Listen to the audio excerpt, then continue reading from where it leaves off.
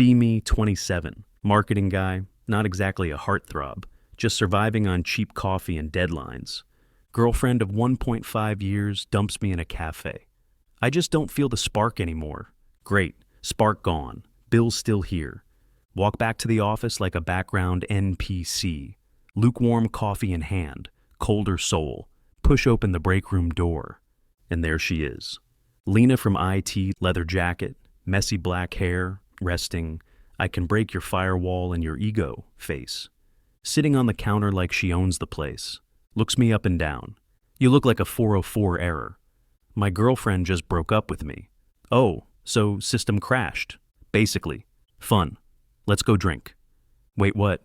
She hops off the counter like she's been waiting for a reason to cause trouble. We're not even friends, I say.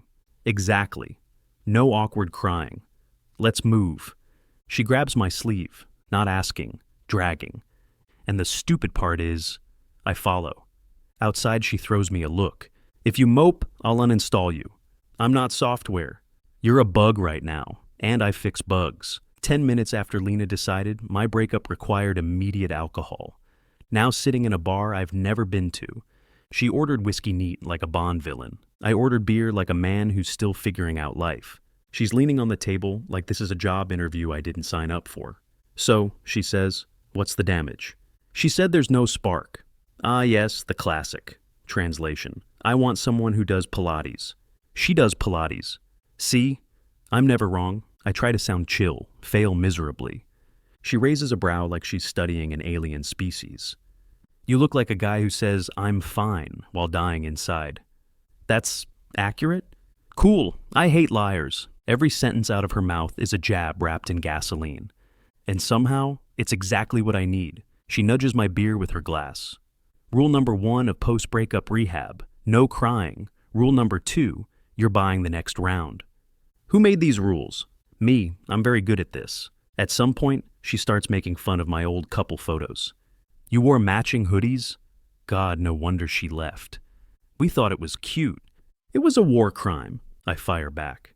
You look like the type who gets banned from dating apps for sarcasm. Once, but it was worth it. Banter running smoothly. She throws her head back when she laughs. Not fake, not polite. Outside after a few rounds, she walks ahead, hands in jacket pockets like chaos in human form. You feel better? She asks without turning around. Yeah, actually yeah. Good. Mission accomplished. What mission? She smirks over her shoulder. Reminding you your life isn't over just because Pilates Barbie left. We stop in front of my building. There's a beat of silence. The good kind. The kind that makes your heartbeat sound loud. This wasn't a date, I say. Obviously, I don't date sad puppies. She taps my forehead with her finger. But you clean up nice. Might be salvageable. She turns and walks away like she didn't just drop a grenade in my chest. I stand there, stupid grin forming against my will. Spark, detected. A week after, not a date. That definitely wasn't a date. Still thinking about the way she laughed like she owned the bar. Trying to act normal at work. Spoiler, failing. Walk into office kitchen. Lena's already there. Well, look who survived the heartbreak tutorial. Yeah, no thanks to you. Please, you're welcome. She casually steals my coffee. What are you gonna do about it? She says. I grab it back without asking. Her grin widens. Oh, look who's growing a backbone. The teasing becomes daily. She shows up at my desk just to roast my lunch choices. Microwave pasta again? Revolutionary. Some of us don't live off black coffee and bad decisions. You should try it sometime. And the thing is, I'm grinning like an idiot every damn time. Lunchtime. She drags me out of the building without warning. Where are we going? You eat like a sad intern. I'm fixing that. I didn't agree to. You never do. You just follow. Somewhere between spicy noodles and her mocking my chopstick skills, I forget why I was sad at all. Then it happens. The plot twist. Turn a corner, bump straight into my ex. She's holding a salad and fake politeness. Oh, hey. Lena steps up next to me, close enough I can smell her shampoo. Hi, she says sweetly, like a knife wrapped in silk. X looks between us. Her smile drops a millimeter. Who's this? Lena smirks. Bug I decided to fix. I choke on my drink. X blinks. Lena leans a little closer to me, like it's the most natural thing in the world. You were right, she tells my ex with a grin. He's actually kind of fun once you get past the sad puppy phase. Ex clearly not loving this episode? Right. Well, good to see you. She leaves. Lena's still grinning. What? I ask. Nothing, just the look on her face? Priceless. I should be mad she just staged a fake couple moment, but I'm not. I'm very much not. Walking back to the office. She bumps my shoulder with hers. Don't overthink it. I just hate Pilates girls. Uh-huh. And maybe, she adds, eyes glinting, you're more fun than I thought. Brain overheating. 2 weeks after Lena crash-landed into my post-breakup life. Coffee theft, daily. Sarcasm, aggressive. Me catching feelings? Unfortunately, yes. Friday night. Just planning to rot on my couch with bad pizza and worse TV. Doorbell rings. It's her. Get up, she says. What? You're not spending another Friday crying over a Pilates girl. I wasn't crying. Yeah, sure, Mr. Sweatpants. Before I can argue, she grabs my wrist. No hesitation, just pure chaos energy. Lena, where are we? My place. You need cultural reprogramming. 10 minutes later. We're in her apartment. She throws me a blanket and points to the couch. Sit. Shut up. We're watching a movie that doesn't involve explosions. I like explosions. Yeah, and that's why you're single. She flops down next to me, way too close to be just a friend. Starts roasting the opening credits like she's been waiting all week. I try to keep up, but she's too good. Every joke lands. Every smile hits harder than it should. Halfway through the movie, she stretches out. Without warning, she yanks me down by the hoodie. My head lands right on her lap. There. You're officially my emotional support idiot, she says. Fingers ruffle my hair like it's the most natural thing in the world. Brain has left the chat. She's not looking at me, eyes still on the screen. But her hand stays there, lazy, warm, teasing. Every nerve in my body suddenly very aware. Then she says casually, Hey, sorry if I've been kind of a jerk. You are kind of a jerk. She smirks down at me. Yeah, but not to everyone. Oh? You're special. You're the only idiot I keep around. We laugh, but it's softer this time. Credits roll. Neither of us moves. Her hand's still in my hair. My heart's somewhere in orbit. This still isn't a date, I say quietly. Obviously, she whispers back, I don't date sad puppies. Then, almost too soft to catch. But you're getting less sad. She leans back, satisfied, like she just won a game I didn't know I was playing. Me, completely, absolutely, dangerously hooked. A few weeks deep into this weird thing with Lena, not dating, allegedly. Office Monday, feeling pretty normal for once. Until I hear that voice behind me, my ex. Hey, can we talk? She looks too put together, hair curled, blazer, that fake warm smile that used to make me ignore red flags. My stomach does that stupid twist. Why, brain? Why? We sit down at a corner table. I've been thinking, she says. I might have made a mistake. Oh no. I didn't realize what I had. You were good, comfortable. Ah yes, everyone's dream compliment. Comfortable. I open my mouth to answer, but guess who walks into the cafeteria? Lena, hoodie, sunglasses inside, like chaos in human form. She spots us instantly, eyes narrow, the smirk drops. She starts walking over like a shark that smelled blood in the water. Well, well, well, she says sweetly. Look who crawled out of the Pilates studio. X blinks. And you are... Lena drops her bag on the table, sits down without asking, leans in just close enough to make my pulse panic. The upgrade. The silence after that could power a small city. X tightens her jaw. Wow, you move fast. Lena tilts her head. He deserved better. I just happened to show up first. X leaves after a tense minute. Lena watches her go with the most satisfied grin I've ever seen, then turns to me. You're welcome. I didn't ask you to do that. Yeah, but didn't it feel good? Damn it, it did. I try to sound annoyed. You're insane. Yeah, but I'm your kind of insane. Later that night, I'm pacing in my apartment. Lena shows up uninvited, throws herself onto my couch like she owns the place. You're mad, she says. I'm not mad. You're doing the forehead vein thing. That's your mad face. I sit down next to her, exhausted. You didn't have to do that back there. I know. Then why? She shrugs. Because she hurt you. And I don't like watching people who hurt you pretend they get another shot. She says it so simply, like it's obvious. No teasing, no grin. Just her voice. Steady, protective. And then it hits me. This isn't just flirting anymore. This girl would fight wars for me, and probably start them too. She sighs, leans her head against my shoulder. Also, she adds, back to her usual tone, I like watching her squirm. Me, doomed and loving it. Next few days after Lena nuked my ex in broad daylight. Everything feels louder.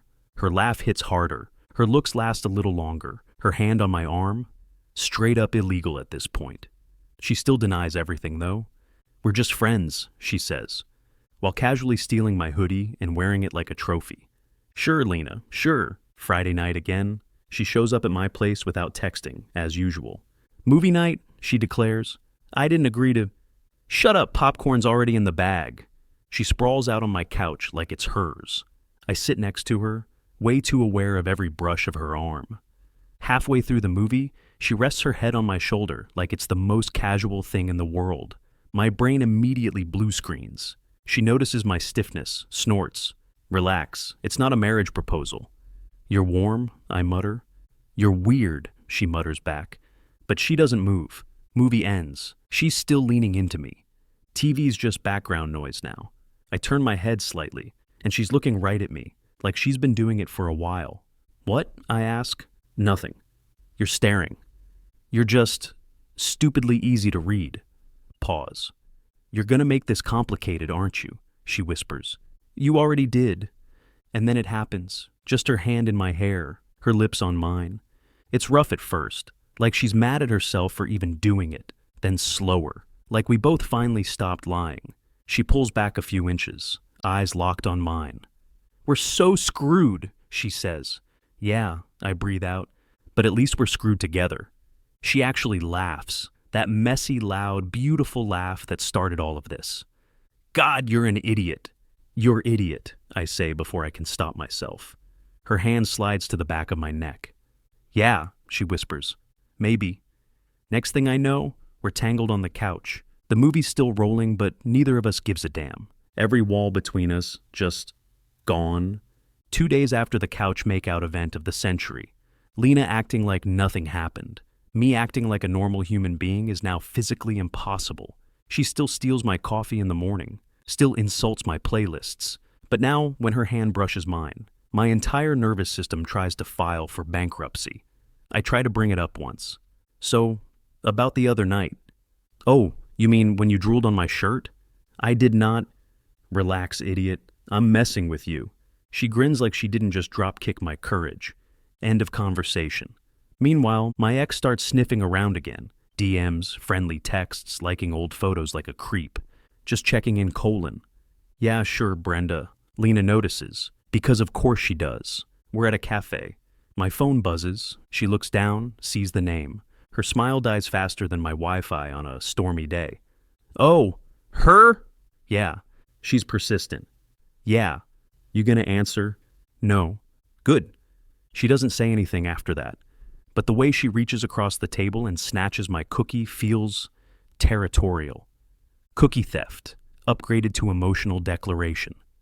That night, I find her pacing outside my building. Why are you here? I ask. Because apparently I can't mind my own business, she snaps. Then softer. She doesn't get to walk back in like nothing happened. Lena, don't Lena me. You're too good for that girl. She walked away once. She'll do it again.